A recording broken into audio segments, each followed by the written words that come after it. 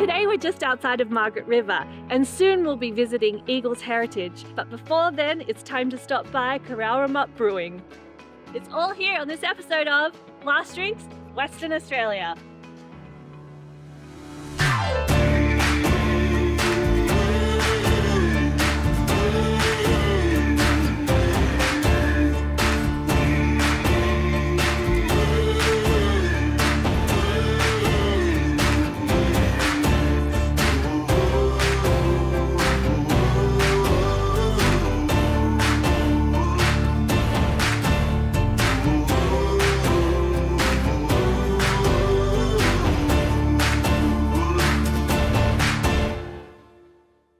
On this episode of Last Drinks WA, we're continuing our journey down the west coast of Western Australia, and today we've made it to the famous Margaret River wine region. But it's not just wines on offer. 3 hours south of Perth, Cowaramup is a quirky, picturesque town that for some reason is known as Cowtown. However, the town was actually named by the Wadandi people, after the Cowara bird, a purple-crested lorikeet that once lived in the area.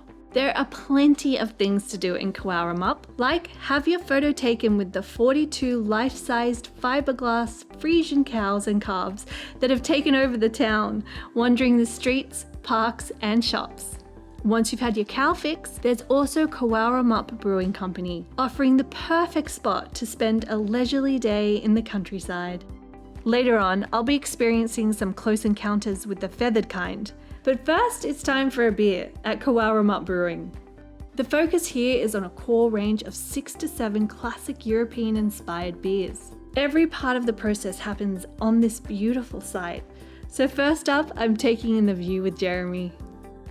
Jeremy, thank you so much for having me here as the co-owner, director and head brewer here. Sound like you're the right person to talk to. Well, probably. There's a couple of us involved. My wife and I started the business. We opened in December '06, but we started with our planning approval probably 5 years earlier. It took us a while to get through the hoops of the local council and the various other bodies. And then it was time to build a nice rammed earth building here in a nice rural setting. Cowaramup itself is named after it's the Aboriginal name for the purple-crowned lorikeet, the Cowara bird. Oh, wow. I was going to ask you, as an ignorant Eastern state person, exactly how to pronounce it. Right, so. yeah, Cowaramup, the small O in the logo. Yeah, we took a lot of time designing our logo and also throwing around the idea, will we tie our name in with the location? And we thought we must. Back then there weren't as many breweries, they weren't as prolific, but we certainly, if people want to know where you are, give yourself a chance and name yourself after the actual location. Yeah, it's a spectacular location. I can't get over how peaceful and beautiful it is. We're in the Margaret River region in the southwest of Western Australia. Prolific with wineries, good surf, big jarrah and karri forests, caves. There's lots that appeals to everyone. 3 hours south of Perth. Breweries have been expanding down here. Certainly in the 16 years we've been here, I think we were number 2, number 3 off the rank, and now there's probably 15, 16. But there's room for more. Competition's healthy. Yeah. It's good. I think it's time to head to the bar.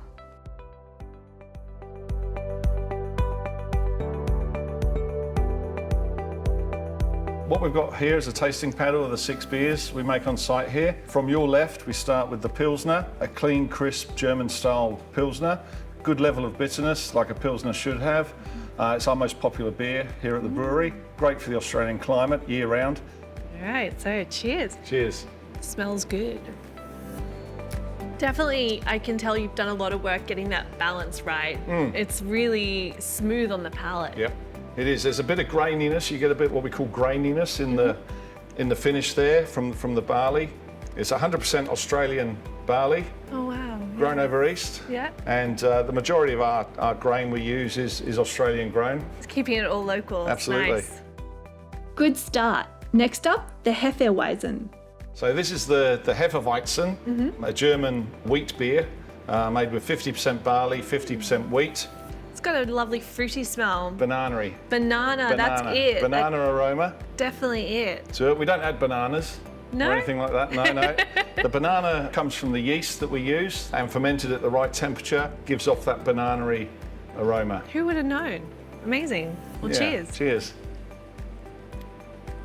Unlike the Pilsner, so it's got a fuller mouthfeel. Yep. And that banana-y flavour really comes through. Right up top too, that it's really fruity and tropical. It's like a smoothie. Yeah, it is. It's got good mouthfeel, very low level of bitterness, if any. Yeah. And that's typical of a Hefeweizen. Very refreshing. And what would you recommend pairing with? Yeah, good question. We match the Hefeweizen with either a scallop, the soft, delicate flavour of scallops. Yeah. Beer and food pairing, similar to wine and food pairing. Stronger flavour beers with stronger flavoured food. The more softer, subtle beers with softer, delicate food dishes. Definitely. So scallop goes perfect. So you've got that fluffiness of the scallop as well, and it goes really well. I can imagine that. Sounds like a pretty good time. Keep them coming. Next, the summer ale. All right, so we're at the mid-strength, We're on to the mid-strength now. Light Sign Summer Ale. 3.5%, pours a nice light golden colour, full flavoured. A lot of people sort of question, is that a mid-strength? But it is, it comes in at 3.5%. Smells like beer? Smells like beer. Even though yeah, it's absolutely. Mid-strength, 3.5. It's a good sign. Full flavoured, Yeah. full bodied. Yep. You know, you find with a lot of lower alcohol beers, your mid-strengths, they can sometimes be a bit watery or thin. Yeah. But I think we've got the balance fairly good here. Definitely. I think yeah. if you were the designated driver, you wouldn't feel so left out if you had to have one of these I'll have instead. a few of those. Yeah, that's right. You're still having a good time. Yeah. So how long did it take you to get this final recipe of this full body? I guess refining it and just subtle little changes. Don't make too many changes at once. Just try and make the one change. Otherwise, you're not really going to know what impact all those other little changes had on it. A few years, really. it does. Just a couple years. Yeah, and you're always striving to brew what you call the ultimate beer. You never get there because you always find, I want better. Yeah. I want it to be better. Want to experiment. Yeah, but as long as the punters are happy and you're producing clean beer, flavoursome beer, that's the name of the game.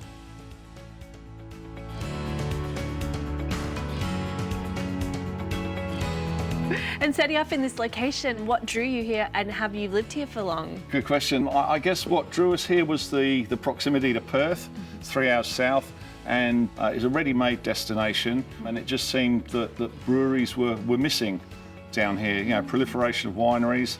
I'd travelled a lot overseas, my wife and I, and worked overseas, and saw how craft beer was evolving, particularly in the US and in the UK, and just saw that there was an opportunity in Australia, and particularly in tourist destinations, as has been seen, in eastern states, and now here in Australia, the number of breweries, craft breweries, is probably approaching 700 now, I believe. So, yeah. And obviously, a passion for beer might have helped too. So, how did your passion first start? Yeah, I was a passionate home brewer. You can probably tell I'm from England originally, and when I came over here, the beers were very regionalised, state by state. Each state had its own brewery. Western Australia, for example, was Swan Brewery, and you could probably only get 2 different beers on tap. That was it, and there wasn't much to offer in the term of cans or stubbies. So I missed my particular beers I liked at home. So what I did was I took up home brewing. Wasn't very successful to start with, a few bad ones, but then you hone your skills, and I just enjoyed doing it, the process, and learning the art of it and the history behind different beer styles, how they evolved and what makes them different to other beers. We'll be back after the break.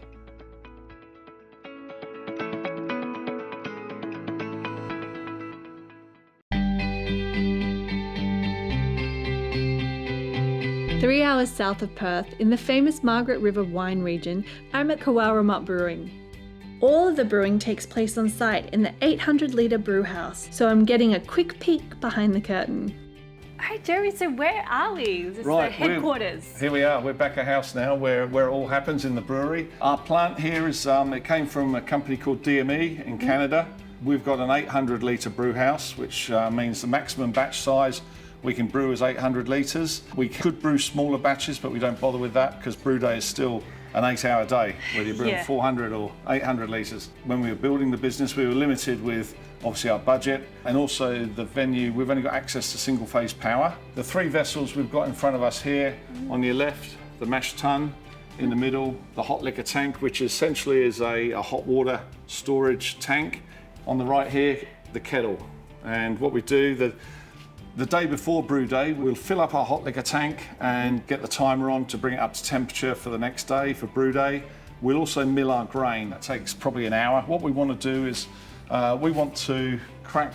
Barley's got a very, very tough husk. We want to mill it. We don't want to grind it into flour. We want to get to the white bits in the middle, which are the starches. We convert those starches into fermentable sugars during the mashing process. We're also drawing out the colour and the flavour from the different grains that we're using, whether it's your ale or pale malts, right through to your chocolate and roast barley and everything in between. So steeping the grain for an hour at a set temperature to get all the colour, flavour and sugars. Then we transfer from the mash tun into the kettle. We've got a variable speed pump which we introduce very slowly until we get our desired volume in the kettle. All the grain is left behind there. There's a fine filter screen that sits in the bottom, so we can collect the wort, as it's called then, that coloured, sweet, sugary liquid. We don't use any artificial flavourings, colourings or sugars. Getting back to the spent grain, we've done with that. So what we do in Cowaramup, there's plenty of beef farmers and dairy farmers. We've got a farmer just over the road from us, luckily. On brew day, he drops his trailer out the back. We put all the spent grain in there, and that goes off. He picks it up late in the afternoon, and the cows love it. Wow, so you're really keeping it local, keeping it circular, and giving back. So there's no waste. That's right, yeah. Perfect. Once we've got the required amount in the kettle, kettles do what kettles do, they boil. A couple of reasons for the boil. One is to sterilise the wort, so it's fit for human consumption. And it's at the boil, in the boil process, where you add the hops for bitterness. So all we've started with is barley and wheat and oats, generally, in the mash tun. Different styles of beer, many varieties of hops, different amounts to give you levels of bitterness, flavour and aroma later on in the process. So once we've got our wort in the kettle, we're up to a boil, we've added the hops, we do a good rolling boil for an hour. After the boil, we then do a whirlpool motion, again through this manifold variable speed pump. So we're just collecting the nice clear, sweet wort, as it's still called. We run that through a heat exchanger at the back there to cool it down, and we can transfer 800 litres of wort at 97, 98 degrees into a fermenter at 17 degrees in half an hour. That's pretty efficient. Got very good heat transfer. And then once we've got it in the flame fermenter, that's where we pitch our yeast. Again, depending on what style of beer we're brewing, all the tanks are individually temperature controlled through this panel here. With fermentation, we don't want them getting above a certain temperature because it will create off flavours. At the same time, we want the yeast to remain healthy and do its job.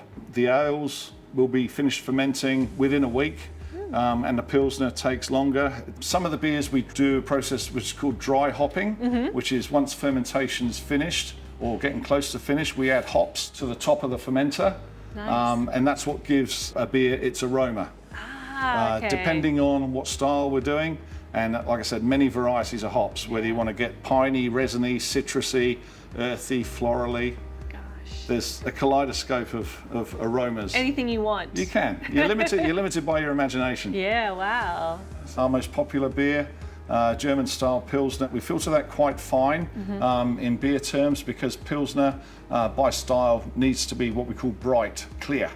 You need to be able to see through it. You don't want a murky, cloudy Pilsner. Something's gone wrong if it's murky. Yeah, generally. Yeah, that's right. Once we've filtered into bright beer tanks in the cold room, then the beer is ready to be carbonated, ready to go into either keg or into cans. We've got our own canning line here. So I was going to ask, so you do everything in-house from start to the very finish in canning? Absolutely, yeah. Love it. So you've got control over every aspect so you can really make sure it's how you want it. Yes, yeah. But also on the flip side, if it goes wrong, it's your fault as well. No one to blame. That's right. There's no finger pointing. I think I'll stick to drinking beer over brewing it. So it's off to the bar to sample the range. Next, an unsung classic that still stands out amongst the hoppy and haze-saturated landscape of craft beer. So now we're going down the paddle. This is a really interesting colour. Irish Red Ale is a beer we brewed as a one-off. Good malt-driven beer, good flavoursome beer, and it was very popular with the customers, especially local customers. and they encouraged us to keep with it, which we did. It is our second best-selling beer. And what do you think people are so attracted to it? Yeah, I think it's mainly because it's more of a malt-driven beer, the flavour. Okay. There's that toffee, caramelly, biscuity character, which is given by the different types of barley we use. Australian ale malt, there's some medium crystal and a very small amount of roasted barley, which gives it that, sort of copper red colour. Well, it looks great. I bet it tastes the same. Oh, that is a smooth beer. Malt is really spotlighted in here. It's great. But you were saying the barley toffee, too. Yeah, toffee, caramelly, biscuity. It's so different. Toasty. I can see why people, want something a little bit different, and this is a great alternative. Yeah. Yep. It's really tasty. Next up, the beer that started the craft scene, an IPA. In this case, an English-style India Pale Ale. So we're at the penultimate beer in our journey. So what have we got here? Okay, we're on to the India Pale Ale. It's an English-style IPA as opposed to American-style IPA. Yep. That's typical colour of an English IPA, light copper in colour. It's a balance between, again, malt and hops, not one ingredient overriding the other. Good balance there, 5.5%. Good level of bitterness, more so compared to the Irish Red Ale, which you tried before. So you get the bitterness first up there. Yeah, but again, also some of those topper notes are like tropical still, a little bit lighter. Yeah. That's quite an easy drink. Very drinkable. Yeah, it will sneak up on you as well. 5.7. You don't want to have too many. So yeah. And for dessert, how about a chocolate porter? Yes. So you probably already won a lot of people over with chocolate already. But, yeah. But what can I expect in this drink? What you've got here, the chocolate porter. Porters, similar to stouts. The thing that gives it its chocolate character is the chocolate malt. We don't use any artificial flavourings or colourings. So all the flavours you get from our range of beers is either from the barley or wheat or the hops or the yeast. Well, it definitely smells. I can get those chocolate tones coming through just on the nose already. Dark chocolate, coffee, character. It's nice and creamy as well. It is creamy. It's got that fullness in the mouthfeel. I'm glad you picked that because in this beer there are 6 different types of grain, and one of them is rolled oats. That's what gives the beer the fullness, the mouthfeel. It's one of those beers that doesn't have to be drunk, icy cold. Yeah. The flavours of the malt, they're more subdued when they're very cold. Okay. Yeah, so it allows the time to breathe. Yeah. Well, thank you so much for showing me through the full range. Cheers, thank you. Cheers.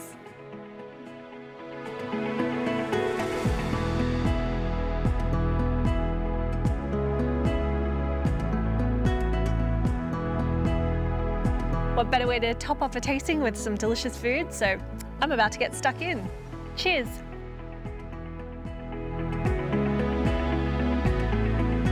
Well, that was an excellent way to start the day. Next up, I'm heading down to Eagles Heritage. See you after the break.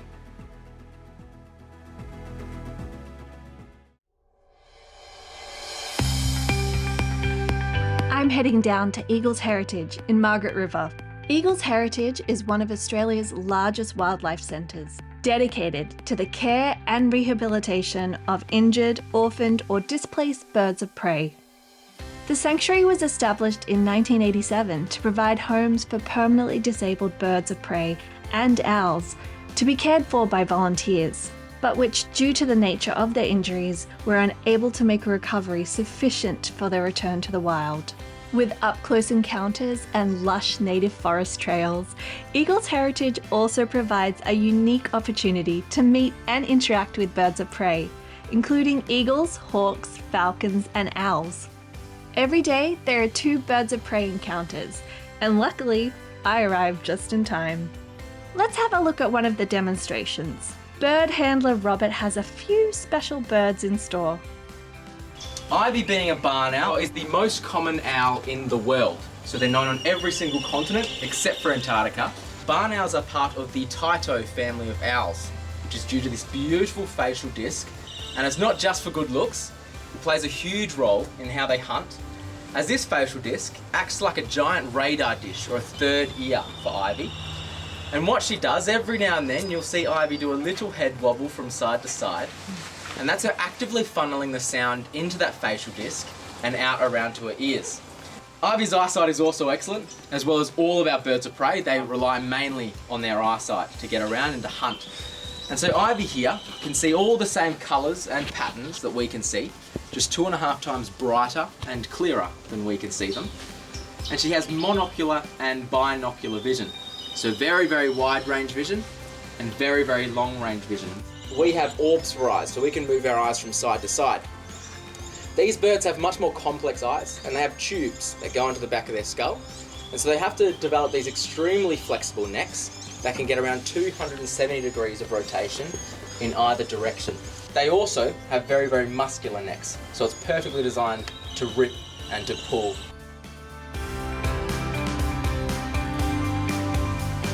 Away from the public view, 7 acres at Eagles Heritage have been set aside for wildlife rehabilitation, including a hospital and specialised facilities designed to help sick, injured and orphaned birds of prey. There are so many birds to see. The Bush Sanctuary offers a self-guided walk amongst some 40 resident birds of prey. Look at this one! Snowy, the lesser sooty owl, is very, very special, and we're very lucky to have him because your sooty owls are originally from the northern tip of the Daintree rainforest. And so what we do here at Eagles Heritage is we have a satellite breeding population of these lesser sooty owls. So if anything happened to the native population, because they're so vulnerable and they live in such a small area, we have this breeding population that we could use to send back to the Daintree and hopefully repopulate the area. Now, to give you an example of how important these guys are in the ecosystem, Snowy could eat around 500 rats per year. Unfortunately, even though they're such amazing predators, they're not immune to the effects of humans. And one of the biggest threats to our owls, all of our birds of prey, but in particular our owls, is the use of rat bait or rodenticide around our environment. If a rat were to eat the poison, get a belly full of that poison, and then if Snowy were to go and eat that rat, he would then ingest that poison into his body. It would make him very, very sick, or it could just kill him outright.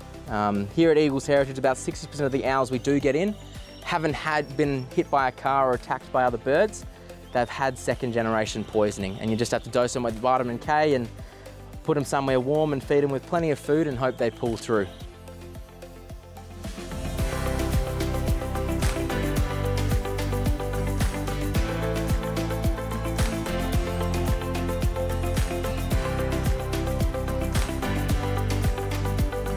So these are black kites, or fork-tailed kites. As kites have these very, very large wingspans to body and very small talons and a very small beak. So they're made for hunting little predators all the time. About 70% of the work we actually do is put into breeding programs and rehab and keeping those guys fed and released and trying to get as many birds of prey back out in the wild as we possibly can. Next time on Last Drinks, it's off to the Great Southern. See you then!